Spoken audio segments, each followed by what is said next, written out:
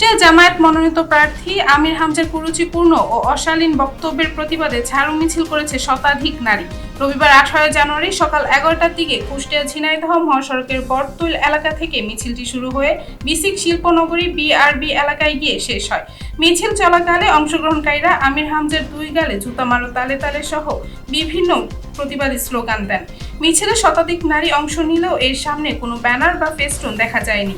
এ সময় কয়েকজন নারী বলেন, স্বাধীনতা ঘোষক শহীদ প্রেসিডেন্ট জিয়াউর রহমান ও তিনবারের সাবেক প্রধানমন্ত্রী আপসহীন নেত্রী বেগম খালেদা জিয়ার কনিষ্ঠ পুত্র আরাফাত রহমান পপুরের নাম বিকৃত করে কটূক্তি কোনোভাবেই মেনে নেওয়া যায় না।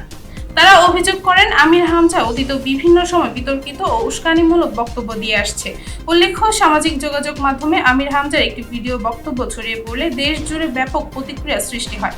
ভিডিওটি ভাইরাল হওয়ার পর শুক্রবার দিবাগত গভীর রাতে তিনি এই বক্তব্য 2023 সালের দেওয়া বলে দাবি করে ক্ষমা চান। তবে তার এই ক্ষমা প্রার্থনায় সন্তুষ্ট নন আন্দোলনকারীরা। প্রতিবাদকারীরা বলেন, কুরুচিপূর্ণ বক্তব্য দিয়ে জাতিশ্রদ্ধেয় ব্যক্তিদের অবমাননা করলে তার দায় এড়ানোর সুযোগ নেই। এজন্য তারা তার দৃষ্টান্তমূলক শাস্তির দাবি জানান।